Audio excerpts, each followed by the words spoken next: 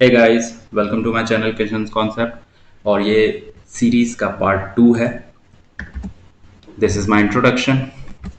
सबसे पहले हम बात करेंगे इस कोर्स में हमारे स्टडी का फ्लो क्या होगा। सबसे पहले हम देखेंगे इसमें वोकेबलरी, और वोकेबलरी के साथ हमारा जो कोर्स स्टार्ट होगा इसमें सबसे पहले हम देखेंगे पार्ट्स ऑफ स्पीच। क्योंकि पार्ट्स ऑफ स्पीच में हमें 8 पार्ट्स ऑफ स्पीच पढ़ने हैं, तो इसे हम 2 पार्ट में पढ़ेंगे। और उसके साथ हमारा वोकेबलरी सेक्शन भी चलता रहेगा। उसके बाद हम चलेंगे टेंस पे, जिसको हम present, past and future 3 section में कंप्लीट करेंगे। आफ्टर दैट हम वर्ब और उसके फॉर्म्स के बारे में बात करेंगे। फिर हम ऑक्सिलरीज एंड मॉडल्स की बात करेंगे, जो कि वर्ब्स के ही फॉर्म होते हैं। आफ्टर दैट हम फिनिश करेंगे आर्टिकल।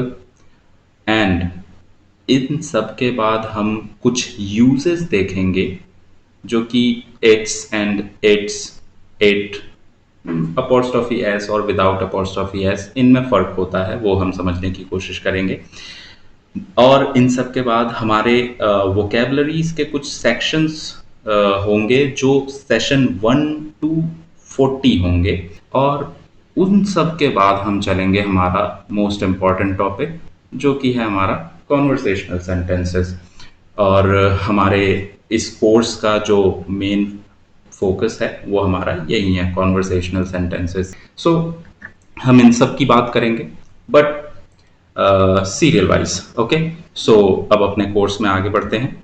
और हमारे कोर्सेज में, जैसा कि मैंने कहा था आपको, मैं हर पार्ट में कुछ वोकेबलरीज याद करवाऊंगा। तो सबसे पहले हम वोकैब्स देखते हैं।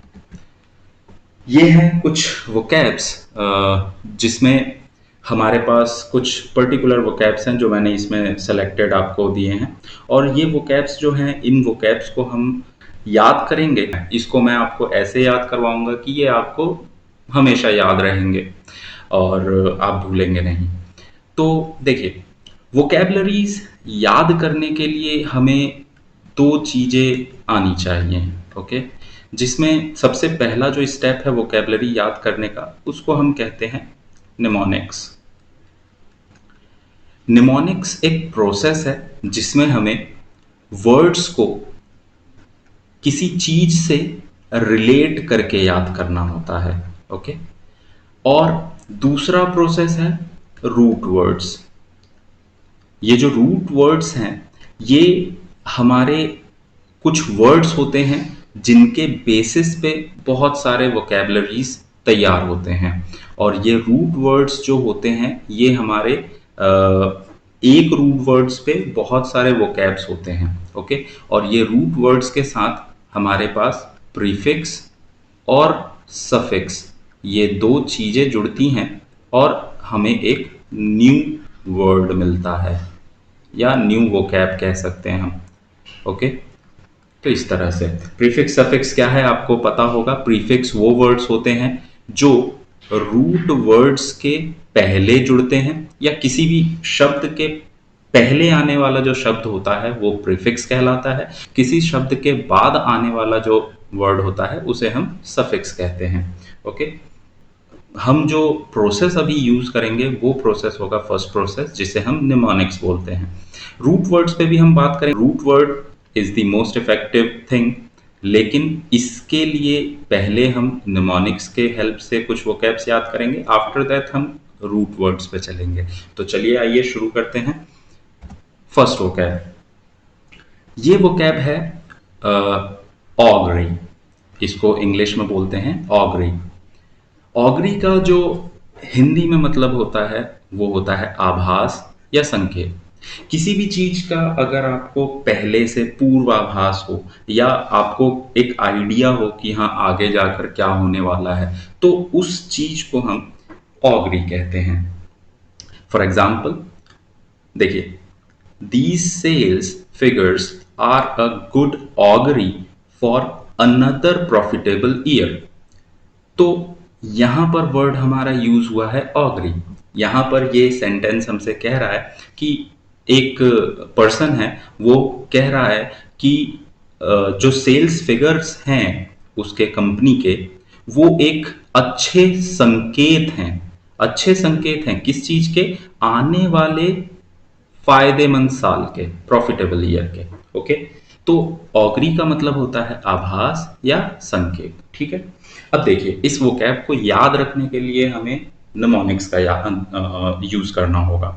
निमोनिक्स में देखिए कैसे यूज करते हैं हम निमोनिक्स। देखिए ऑगरी, ऑगरी शब्द को आप अपने लैंग्वेज में अपने तरीके से उसे कन्वर्ट कीजिए और उसे एक पिक्टोरियल फॉर्म दीजिए, चित्र का रूप दीजिए, जिससे आपको ये वोकैब याद रहेगा हमेशा के लिए। क्योंकि हमारा माइंड जो होता है वो पिक्टोरियल फॉर्म में किसी भी चीज को बहुत अच्छे से और बहुत टाइम तक याद रख सकता है।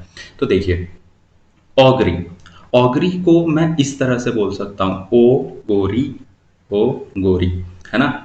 तो जैसे देखिए ये एक लड़का है, वो इस लड़की से बोल रहा है, ओ गोरी, तुम्हें जरा सा भी अंदाजा नहीं है कि मैं कौन हूं। ये अपने आइडेंटिटी की तरफ इशारा कर रहा है। इसको क्या दे रहा है? संकेत दे रहा है ना।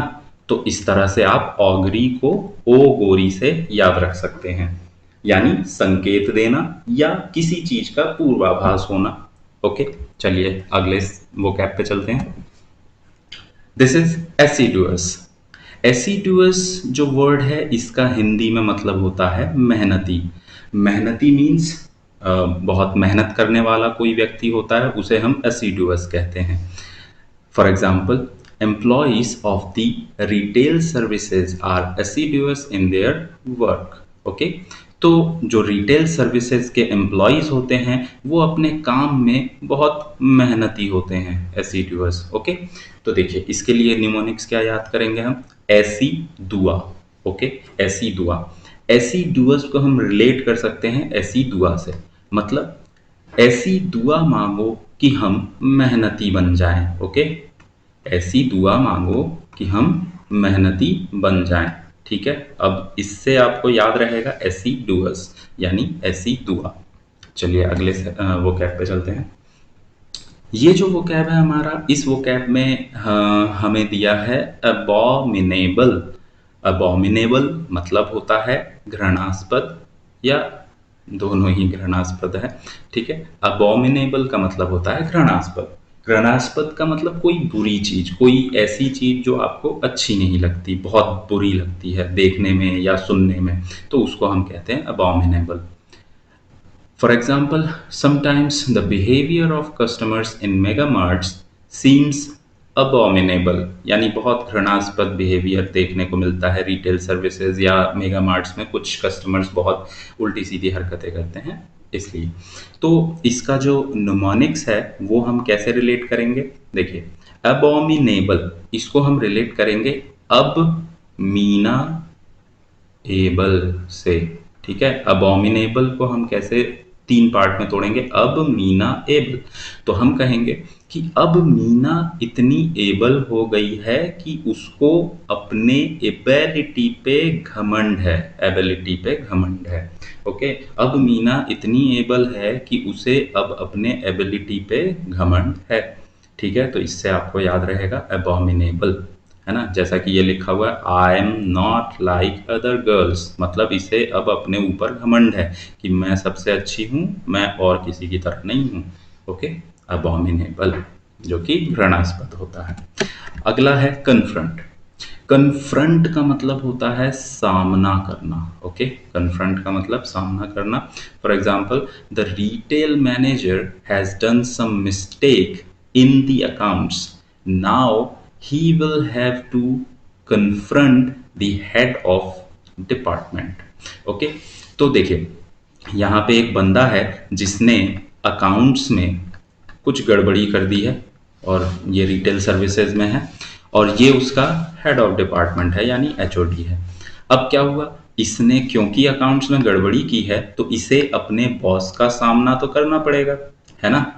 तो कन्फ्रंट से आपको हिंदी में मतलब याद रखना है, उसका मतलब होता है सामना करना। और इसका जो लिंक है, यानी इसका जो न्यूमेनिक है वो है कौन मेरे फ्रंट में आएगा। ओके, तो देखिए कॉन्फ्रंट को हमें याद रखना है, कौन मेरे फ्रंट में आएगा, यानी ये जो एचओडी है ये बोल रहा है कि ये अकाउंट्स में गड़बड़ी हुई है, कौन मेरे फ्रंट में आकर मेरा सामना करेगा मेरे गुस्से का। ओके, तो इससे आपको याद रहेगा कॉन्फ्रंट। ओके, नेक्स्ट शेरी।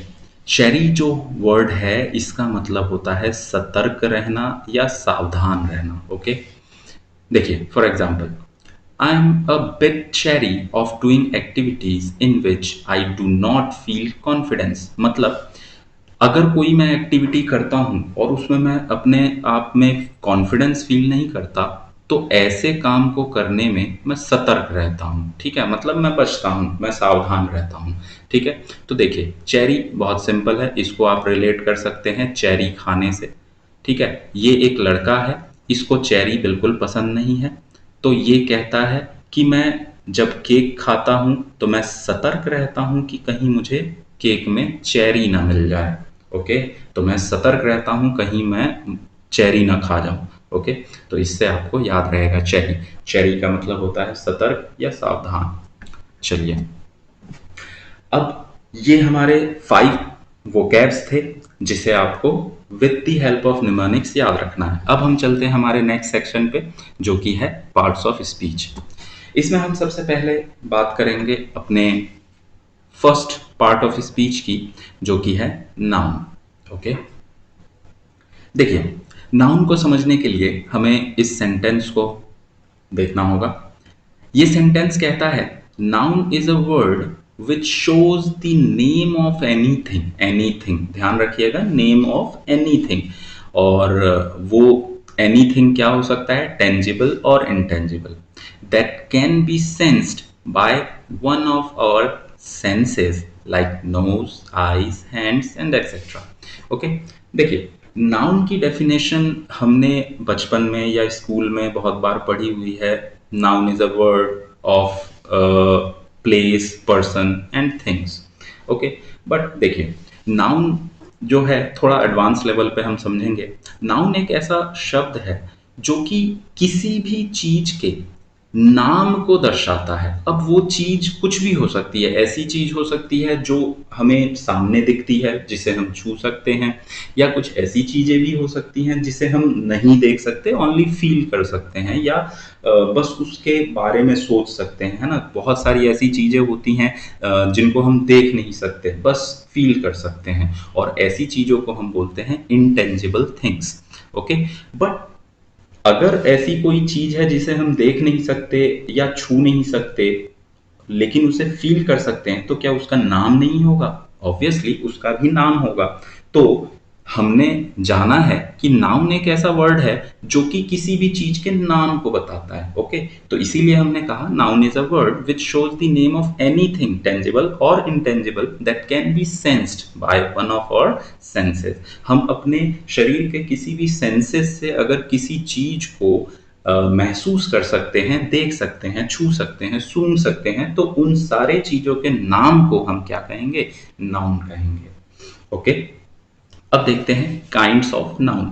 नाउन कितने तरह के होते हैं? देखिए नाउन के 5 टाइप्स हैं। फर्स्ट कॉमन नाउन, जिसको हिंदी में कहते हैं जातिवाचक संज्ञा। सेकंड प्रॉपर नाउन, जिसको हिंदी में कहते हैं व्यक्तिवाचक संज्ञा। थर्ड कलेक्टिव नाउन, जो कि समूहवाचक संज्ञा कहलाता है। फोर्थ मटीरियल नाउन, जिसे पदार्थवाचक संख्या कहते हैं। And fifth is abstract noun, जिसे भाववाचक संज्ञा कहते हैं। ओके, 2 टाइप्स के नाउन होते हैं। First countable noun and second uncountable noun. देखिए बहुत सारी चीजें ऐसी होती हैं जिसे हम काउंट कर सकते हैं, और बहुत सारी चीजें ऐसी होती हैं जिसे हम काउंट नहीं कर सकते, बट नाम तो होगा ही उन लोगों का या उन चीजों का। तो जिन भी चीजों को हम काउंट कर सकते हैं उनके नाम को बताने वाले जो वर्ड्स होते हैं वो काउंटेबल नाउन्स कहलाते हैं। अनकाउंटेबल नाउन्स वो नाउन्स होते हैं जिन्हें हम काउंट नहीं कर सकते, जैसे for example water, sugar, milk. ये सब ऐसी चीजें हैं जो नंबर्स में कैलकुलेट नहीं हो सकते। हाँ, हम इनको वॉल्यूम में कैलकुलेट कर सकते हैं बट नंबर्स में कैलकुलेट नहीं कर सकते। जिस तरह से काउंटेबल नाउन्स को हम नंबर्स में कैलकुलेट कर सकते हैं, फॉर एग्जांपल बॉय।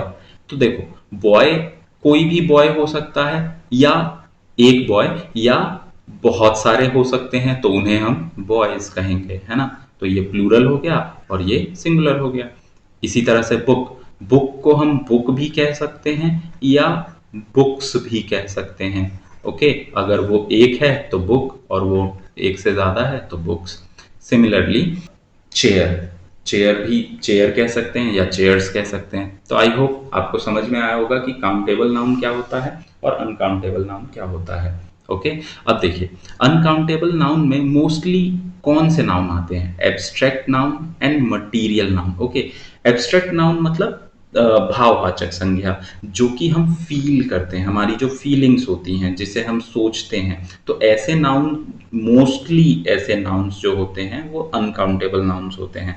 और मटीरियल नाउन, देखिए कोई भी मटीरियल अगर होता है तो मटीरियल नाउन तो अनकाउंटेबल नाउन ही होता है। ओके, कुछ एब्स्ट्रैक्ट नाउन ऐसे होते हैं जो कि क्वालिटीज और एक्शन को दर्शाते हैं, जैसे जॉय, जिसको हम प्लूरल में जॉयज लिख सकते हैं, सॉरो, सॉरोज लिख सकते हैं, मिजरीज लिख सकते हैं।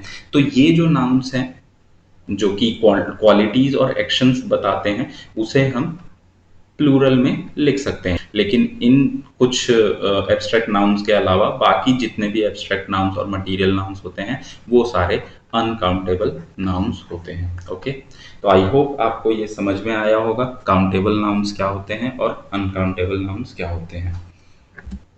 This is the end of this video of part 2। Thanks for listening.